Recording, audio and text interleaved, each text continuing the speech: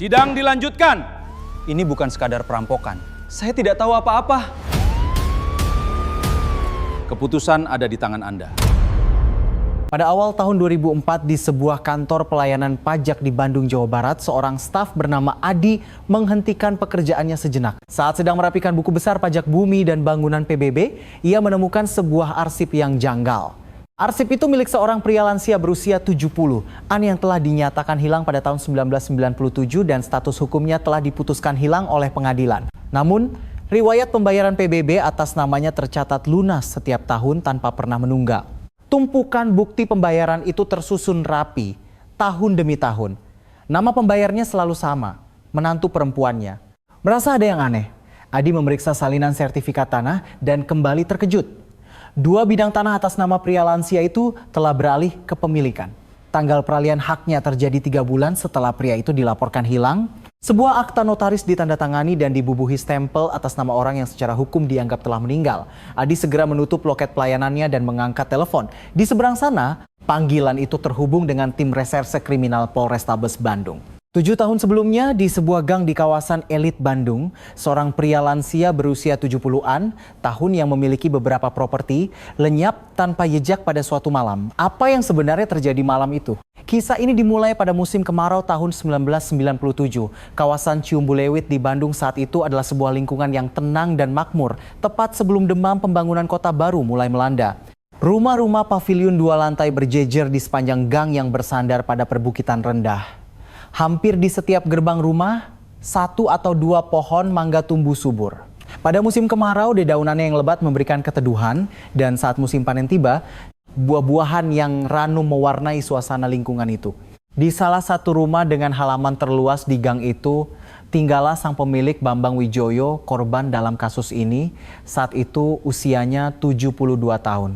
Sebagai penduduk asli Bandung, ia dikenal memiliki intuisi tajam dalam melihat potensi tanah sejak muda. Mulai membeli tanah-tanah di pinggiran kota sejak akhir tahun 1960-an, selama lebih dari 30 tahun ia berhasil mengumpulkan 6 bangunan besar dan kecil serta beberapa bidang tanah. Orang-orang di sekitarnya sering berdecak kagum, mengatakan bahwa ia membangun kekayaannya dari nol tanpa pernah menjual asetnya sedikit pun. Rutinitas Bambang sederhana, pagi hari ia berkeliling halaman, siangnya ia mampir ke kantor properti untuk memeriksa status sewa, dan sore harinya ia pergi ke tukang cukur langganan untuk bercukur. Itulah kesehariannya. Tukang cukur langganannya kelak memberikan kesaksian kepada penyidik. Pak Bambang selalu datang setiap hari Kamis jam 2 siang tanpa pernah absen. Tapi sejak suatu hari Kamis di musim kemarau itu, beliau tiba-tiba tidak pernah datang lagi. Anggota keluarganya tidak banyak. Setelah istrinya meninggal 20 tahun lalu, yang menemaninya hanyalah putra satu-satunya, Agus Santoso, dan istrinya Dewi Lestari. Agus, yang saat itu berusia 46 tahun, mengelola salah satu bangunan milik ayahnya dan secara de facto bertindak sebagai manajer aset kekayaan sang ayah. Dari luar, keluarga itu tampak harmonis. Namun di antara para tetangga, nama yang lebih sering dibicarakan adalah sang menantu Dewi Lestari. Para tetangga mengenangnya sebagai wanita berusia 42 tahun, berperawakan tinggi dengan suara yang jernih dan tegas. Dialah yang mengurus surat-surat kontrak properti milik Bambang, menangani keluhan para penyewa, dan mengambil alih urusan perbankan menggantikan suaminya. Ia memegang kendali urusan rumah tangga sekaligus urusan di luar. Musim kemarau itu kesehatan Bambang Wijoyo perlahan menurun. Ia mulai sering mengulang perkataan yang sama atau lupa bahwa ia baru saja pulang dari tukang cukur. Putranya menyarankan agar ia dibawa ke rumah sakit, tetapi Dewi Lestari menolaknya. Merawatnya di rumah adalah yang terbaik. Kalau dibawa ke tempat asing, kondisinya malah bisa memburuk katanya. Akhirnya hanya Dewi yang tersisa di sisi Bambang. Orang-orang yang mengenal keluarga Bambang Wijoyo pada tahun 1997 mengatakan hal yang sama. Dari luar, keluarga itu tampak tidak punya masalah. Saat Lebaran, sanak saudara berkumpul. Meja makan selalu penuh dengan hidangan. Dewi Lestari dengan pakaiannya yang selalu rapi akan sigap menuangkan minuman untuk para tetua. Di kalangan para lansia di lingkungan itu, menantu Pak Bambang selalu menjadi buah bibir. Kabar yang beredar adalah ia merawat ayah mertuanya dengan penuh pengabdian. Namun di balik tembok rumah itu ceritanya berbeda. Keretakan pertama muncul dari masalah harta. Memasuki usia senjanya, Bambang Wijoyo mulai sedikit demi sedikit mengutarakan rencananya mengenai aset-asetnya. Ia pernah berkata ingin mewariskan ruko di pusat kota atas nama cucu-cucunya dan ingin menyumbangkan 2 bidang tanah di pinggir kota untuk kegiatan sosial. Seorang kerabat jauhnya kelak bercerita kepada penyidik, beliau pernah bilang kepada saya, setelah membicarakan hal itu dengan menantunya, suasana di meja makan menjadi dingin. Bagi Dewi Lestari, ucapan itu bukanlah angin lalu.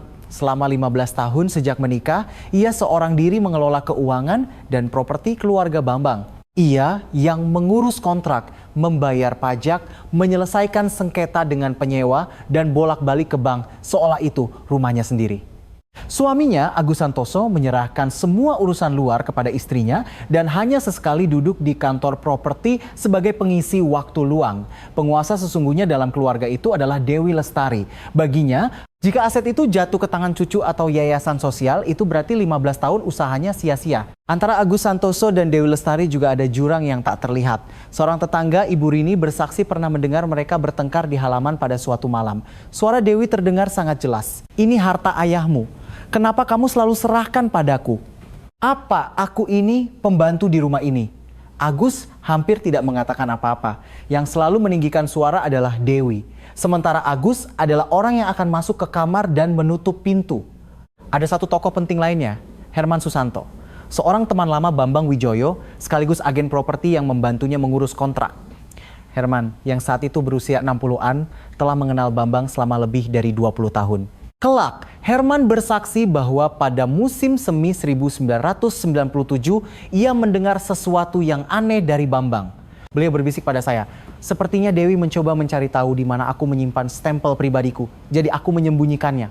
Herman tidak terlalu memikirkannya saat itu, namun ia tidak menyangka kata-kata itu akan kembali menghantuinya dengan begitu berat. Suasana di balik pagar rumah itu senyap. Namun, kesenyapan itu bukanlah kedamaian. Sesuatu yang membusuk perlahan menggelembung di tengah panasnya musim kemarau. Hari itu Kamis, 10 Juli 1997, suhu udara mencapai 37 derajat Celcius.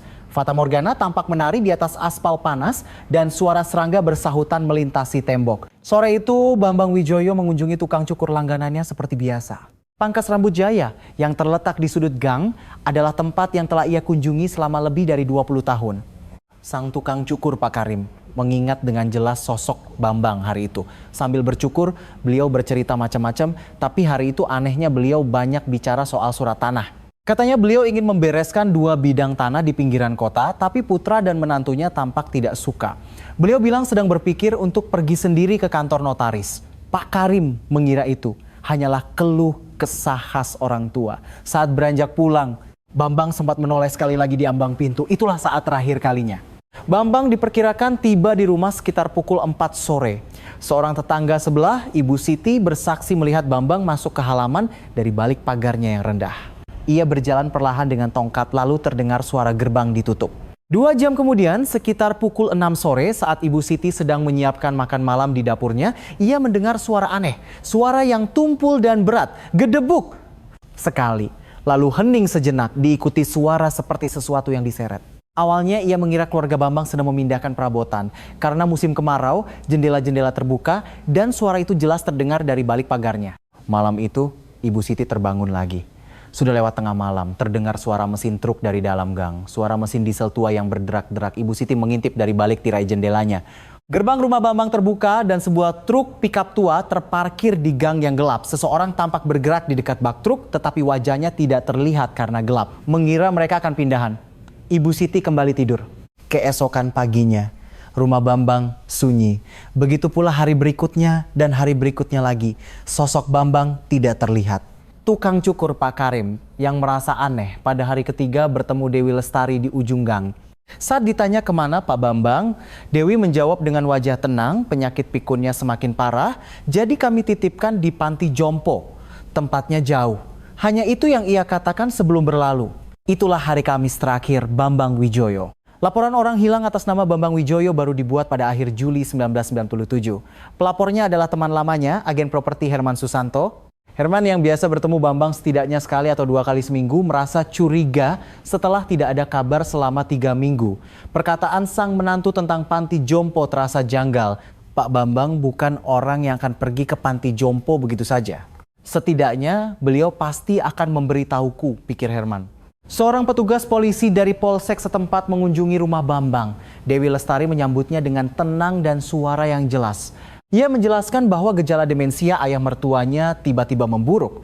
Sehingga setelah berdiskusi dengan keluarga, mereka menitipkannya di sebuah panti jompo di daerah pedalaman Jawa Barat. Ketika ditanya nama panti jompo itu, ia menjawab tanpa ragu. Belakangan baru terungkap bahwa panti jompo dengan nama itu tidak pernah ada. Petugas itu hanya melihat-lihat sebentar ke dalam rumah lalu pergi. Dalam catatan penyelidikan tertulis, diduga penempatan difasilitasi oleh keluarga. Kemungkinan kabur atau hilang rendah. Tidak diperlukan penyelidikan lebih lanjut. Laporan itu hanya sepanjang 15 baris. Sementara itu Dewi Lestari bergerak dalam senyap. 3 hari setelah laporan orang hilang dibuat, ia menitipkan 2 bungkusan besar ke sebuah jasa penatu di Bandung. Pemilik penatu, Pak Joko, kelak mengingat isinya selimut musim panas dan beberapa pakaian tebal.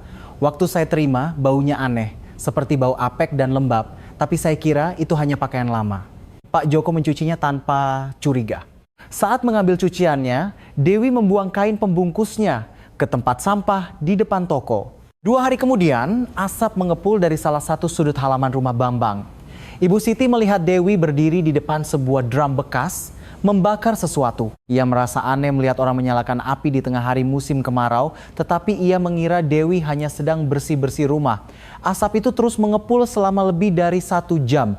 Seminggu kemudian, Dewi menjual truk pickup tua atas nama Bambang ke seorang pengepul barang bekas seharga 2 juta rupiah. Si pengepul ingat ada banyak bekas goresan di bagian dalam bak truk, tetapi ia menganggap itu hal biasa untuk mobil tua. Penatu, drum bekas, truk, semua dibereskan oleh Dewi dalam waktu 7 hari. Polisi tidak melihat apa-apa. Kasus ditutup dengan selembar kertas dan nama Bambang Wijoyo terkubur dalam daftar orang hilang. Selama musim kemarau itu berlalu, tidak ada seorang pun yang menanyakan keberadaannya. Waktu berlalu dengan sangat tenang. Setahun setelah Bambang lenyap, Dewi Lestari mengajukan permohonan penetapan kematian ke pengadilan. Meskipun syarat masa hilang selama 5 tahun belum terpenuhi, ia mengajukan permohonan lebih awal dengan alasan kondisi khusus pasien demensia. Musim semi berikutnya, pengadilan mengabulkan permohonan itu. Secara hukum, Bambang Wijoyo telah menjadi orang yang meninggal. Pada hari putusan itu keluar, Dewi terlihat makan malam sendirian di sebuah restoran di Bandung. Pemilik restoran ingat bahwa hari itu Dewi makan lebih banyak lauk dari biasanya. Setelah itu, kehidupan Dewi Lestari tertata dengan cepat. 2 bangunan dan 2 bidang tanah yang masih atas nama Bambang satu persatu beralih nama menjadi miliknya dan suaminya, Agus Santoso.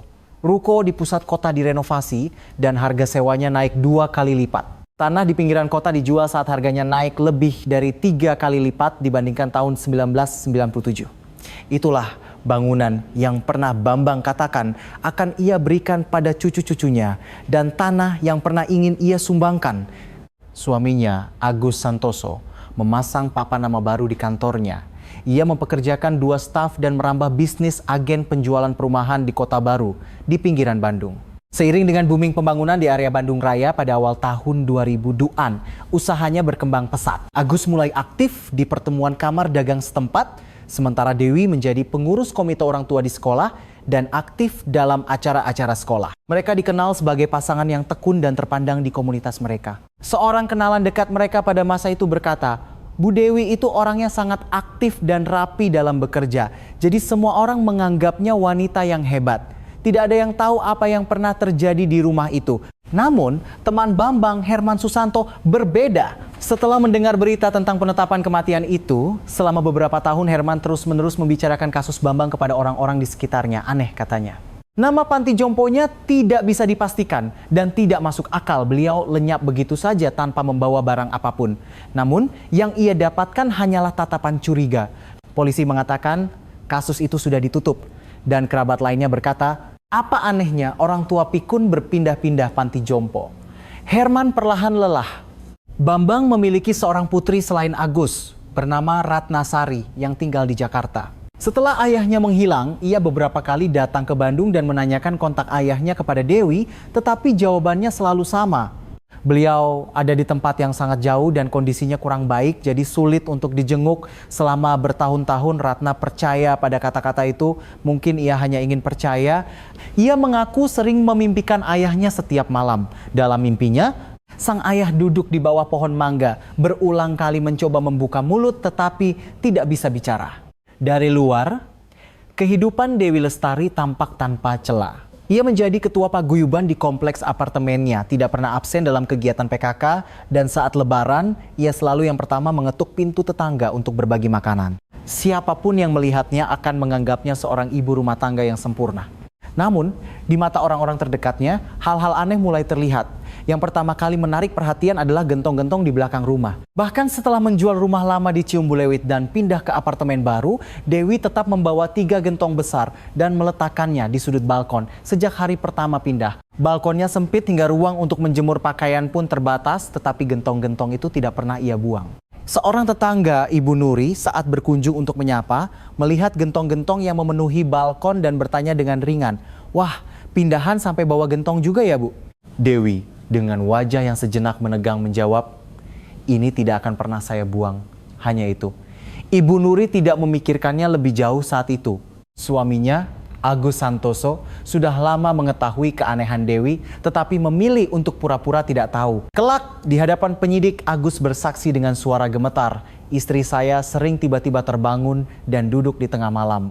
Matanya terpejam dan ia menggumamkan sesuatu yang tidak jelas." Suatu kali, saat tidur, Dewi dengan jelas mengatakan, "Kenapa terus menatapku?" Ketika ditanya kepada siapa ia berbicara, keesokan paginya Dewi mengaku tidak ingat apa-apa. Ia juga mulai sering minum. Dewi, yang awalnya tidak suka alkohol, mulai minum arak sendirian sejak pertengahan tahun 2000-an. Awalnya hanya segelas saat makan malam, tetapi lama-kelamaan ia sering menghabiskan sebotol sendirian di dapur setelah anak-anak tidur. Agus pernah bertanya mengapa ia minum, Dewi hanya menjawab, "Cuma tidak bisa tidur." Ada satu hal lagi, bahkan setelah pindah, Dewi secara berkala mengunjungi gang di rumah lamanya di Ciumbuleuit. Ia hanya berjalan perlahan melewati rumah yang sudah dihuni orang baru itu. Seorang kenalan yang dikenalkan oleh Ibu Nuri pernah sekali ikut dengan Dewi ke Ciumbuleuit. Hari itu, Dewi berdiri lama di depan pagar rumah lamanya. Dengan wajah tanpa ekspresi, tanpa sepatah kata pun, ia hanya menatap pagar itu. Ketika ditanya mengapa, Dewi perlahan menoleh dan berkata, rasanya seperti ada yang tertinggal. Kata-kata itu terasa begitu aneh sehingga kenalannya tidak bisa melupakan pemandangan itu untuk waktu yang lama. Orang yang tidak bisa tidur, gentong yang tidak bisa dibuang, langkah kaki yang kembali untuk mencari sesuatu yang tertinggal. 7 tahun setelah Bambang Wijoyo menghilang, langkah-langkah itu tidak pernah berhenti. Dan pada musim gugur di tahun ke-7 itu, selembar dokumen dari kantor pajak diam-diam dikirim ke kantor polisi. Komisaris Polisi Budi Prasetyo dari tim Reskrim Polrestabes Bandung saat menerima laporan dari kantor pajak awalnya mengira itu hanya sengketa properti biasa. Mungkin ada kesalahan tanggal dalam proses balik nama setelah penetapan kematian. Namun saat ia membuka dokumen itu dan memeriksanya satu persatu, Budi menghentikan pekerjaannya. Tanggal pengesahan notaris pada surat kuasa yang digunakan untuk peralihan hak milik adalah 42 hari setelah tanggal laporan hilangnya Bambang Wijoyo. Surat kuasa dari orang yang statusnya hidup atau mati pun tidak jelas. Ternyata disahkan setelah ia dilaporkan hilang. Budi segera melacak kantor notaris yang bersangkutan pada tahun 1997. Kantor itu sudah tutup dan seorang mantan stafnya mengaku tidak ingat apakah ia bertemu langsung dengan pemberi kuasa saat itu. Dulu, asalkan tanda tangan dan stempelnya cocok, ia diproses katanya. Budi meminta catatan penyelidikan kasus orang hilang tahun 1997. Hanya ada 3 lembar kertas A4. Sebuah laporan yang ditulis oleh seorang petugas setelah 1 kali kunjungan, 1 lembar ringkasan kesaksian keluarga, dan 1 lembar surat penghentian kasus. Hanya itu. Budi menatap 3 lembar kertas itu untuk waktu yang lama lalu diam-diam menutup arsipnya. Keesokan paginya ia menuju Ciumbuleuit. Rumah di Ciumbuleuit itu setelah ditinggalkan keluarga Bambang dan 2 kali berganti penghuni, saat itu dalam keadaan kosong. Rumah itu masuk dalam area rencana pembangunan kembali dan sudah bertahun-tahun terbengkalai. Budi setelah mendapatkan surat perintah penggeledahan dari pengadilan, meminta penyelidikan deteksi bawah tanah di seluruh area halaman. Tim forensik dari Laboratorium Mabes Polri tiba pada awal November 2004. Alat deteksi memberikan respons tepat di bawah area tempat gentong-gentong tua itu dulu diletakkan. 2 jam setelah tim mulai menggali, kerangka manusia muncul dari dalam tanah. Kerangka seorang pria dewasa ditemukan di kedalaman 1,2 meter, terbungkus dalam 2 lapis terpal plastik. Bersamanya ditemukan sebuah dompet tua dan sebuah jam tangan perak dengan inisial terukir. Di bagian dalam jam itu, terukir nama Bambang Wijoyo dengan tulisan tipis. Hasil otopsi forensik keluar 10 hari kemudian, ditemukan bekas retak akibat tekanan di bagian belakang tengkorak yang disebabkan oleh pukulan keras, serta kerusakan pada tulang leher ketiga akibat tekanan, temuan yang tidak bisa dijelaskan oleh kematian alami atau jatuh. Laporan otopsi menuliskan, kemungkinan besar pembunuhan. Hasil tes DNA cocok dengan Putri Bambang Wijoyo Ratnasari, identitas dikonfirmasi. Malam itu setelah menerima laporan otopsi, Budi tinggal sendirian di kantornya dan kembali membuka 3 lembar catatan penyelidikan tahun 1997. 3 lembar kertas itu adalah segalanya tentang seorang pria lansia berusia 72 tahun. Di atas kertas-kertas itu, Budi meletakkan halaman pertama catatan penyelidikan baru. Setelah 7 tahun, kasus ini dibuka kembali. Berita penemuan kerangka menyebar dengan cepat ketika kabar bahwa tim Reskrim Polrestabes Bandung akan memanggil Dewi Lestari sebagai saksi tersiar. Orang-orang yang telah lama diam satu persatu mulai angkat bicara. Yang pertama datang adalah tetangganya, Ibu Siti. Wanita yang bersaksi mendengar suara truk dan melihat gerbang terbuka malam itu. Di hadapan Kompol Budi, Ibu Siti mengeluarkan apa yang telah ia simpan selama 7 tahun. Ia mengaku sebenarnya melihat lebih banyak dari balik tirai malam itu. Orang yang bergerak di dekat bak truk adalah Dewi Lestari. Meskipun gelap, ia bisa mengenalinya dari postur tubuh dan rambutnya. Ketika ditanya mengapa ia tidak mengatakannya, Ibu Siti terdiam lama. Saya takut, orangnya terlalu tenang. Saat menutup bak truk dan naik ke kursi pengemudi, gerak-geriknya seperti orang biasa. Justru itu yang membuat saya lebih takut. Kesaksian kedua datang dari tempat yang tidak terduga. Seorang wanita berusia 68 tahun bernama Ibu Wati yang pernah bekerja sebagai asisten rumah tangga di rumah Dewi. Ia hanya bekerja selama 2 bulan pada musim kemarau tahun 1997. Ibu Wati datang sendiri ke kantor polisi. Ia mengaku tidak bisa tidur setelah melihat berita penemuan kerangka di televisi. Kesaksiannya sangat detail. Suatu malam di bulan Juli, saat ia hendak pulang setelah selesai bersih-bersih, Dewi menahannya. Katanya ada sesuatu yang lengket di lantai dapur dan memintanya untuk membersihkannya.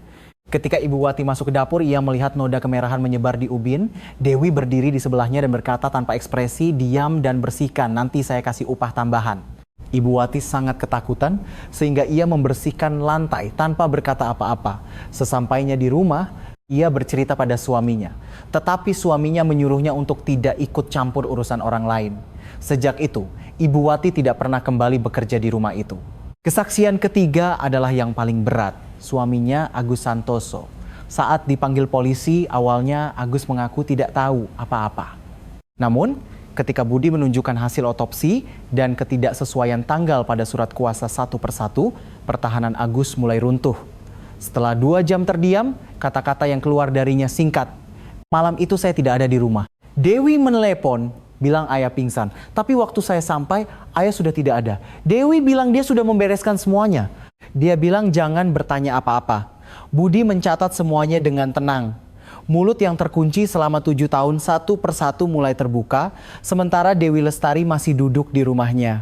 Dewi Lestari memasuki ruang interogasi tim Reskrim Polrestabes Bandung pada pukul 2 siang 21 November 2004. Rambutnya disisir rapi mengenakan blus putih dan sepatu hak rendah berwarna hitam. Ia duduk di kursi dengan tenang seolah sedang datang untuk mengurus urusan di bank. Kompol Budi tidak terburu-buru. Pertama, ia menunjukkan surat kuasa notaris. Tanggal yang tertera setelah laporan orang hilang, bekas stempel Bambang. Dewi menjawab bahwa ayah mertuanya telah menandatangani surat kuasa itu sebelum dilaporkan hilang. Suaranya tidak bergetar. Budi menunjukkan dokumen kedua, surat kesaksian dari asisten rumah tangga Ibu Wati.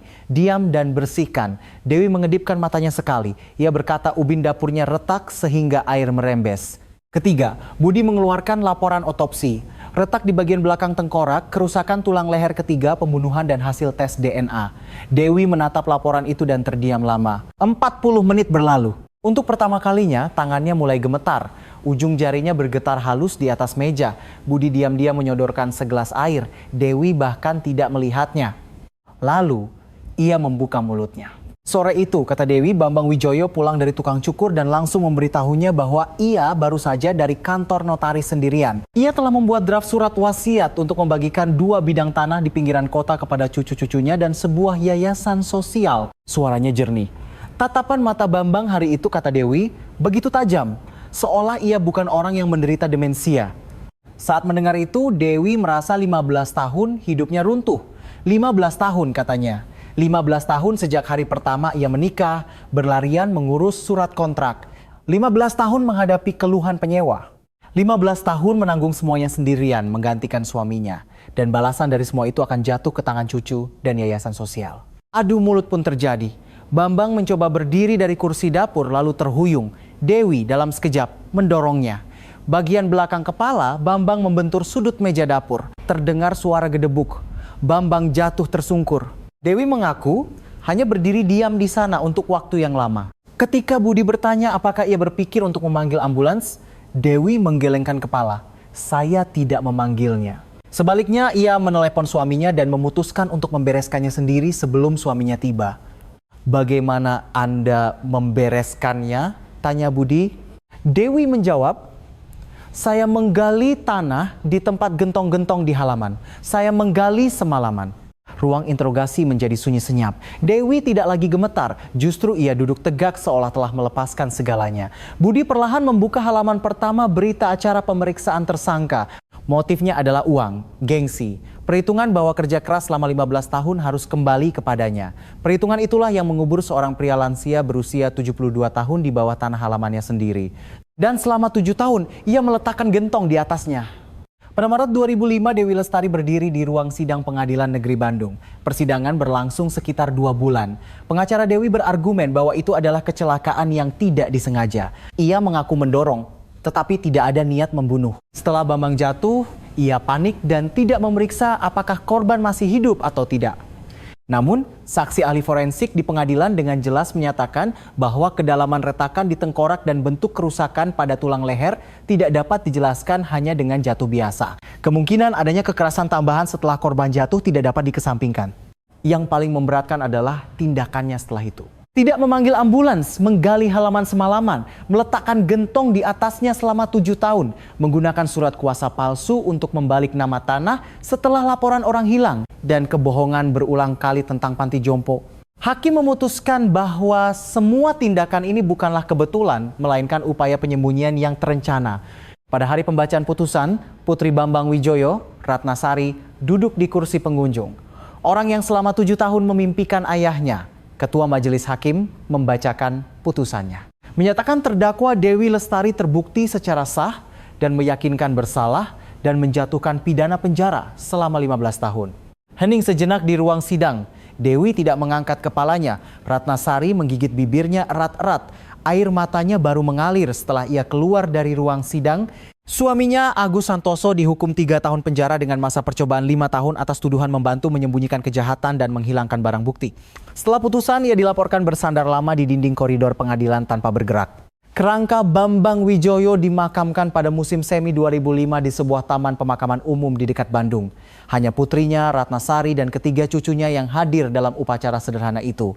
Di nisan, hanya terukir nama dan tahun lahir serta wafatnya. Tidak ada kata-kata indah. Ratna Sari meletakkan sekat bunga krisan putih di depan nisan. Lalu ia berlutut dan duduk lama di sana. Tidak ada yang mendengar apa yang ia katakan. Angin musim semi menggerakkan kelopak bunga krisan itu perlahan. Agen properti Herman Susanto menelepon Kompol Budi dalam perjalanan pulang setelah upacara pemakaman. Ia hanya ingin mengucapkan terima kasih. Budi sambil memegang gagang telepon terdiam sejenak. Lalu ia menjawab, Bapak Bambang yang telah menunggu selama 7 tahun di bawah halaman itu. Rumah di Ciumbuleuit tempat Bambang Wijoyo pernah tinggal dihancurkan pada akhir tahun 2005. Pagar, halaman, dan tempat gentong itu semuanya lenyap.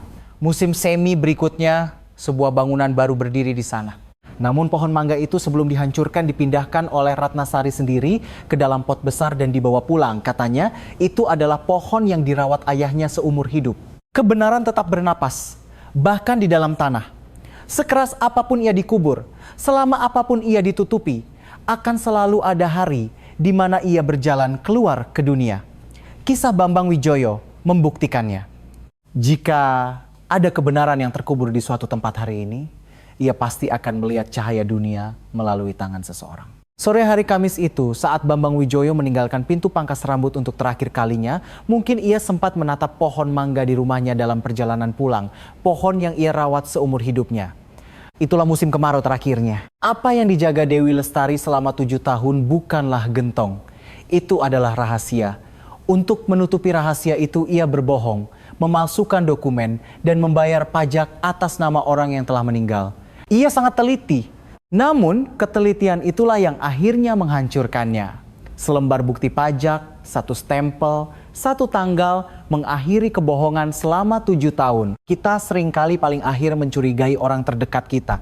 Karena mereka adalah orang yang makan bersama kita, tidur di bawah selimut yang sama, dan bertatap muka dengan kita setiap hari. Namun kedekatan itulah yang terkadang menjadi ladang pengkhianatan terdalam. Kebenaran tidak terburu-buru, ia hanya pasti akan datang.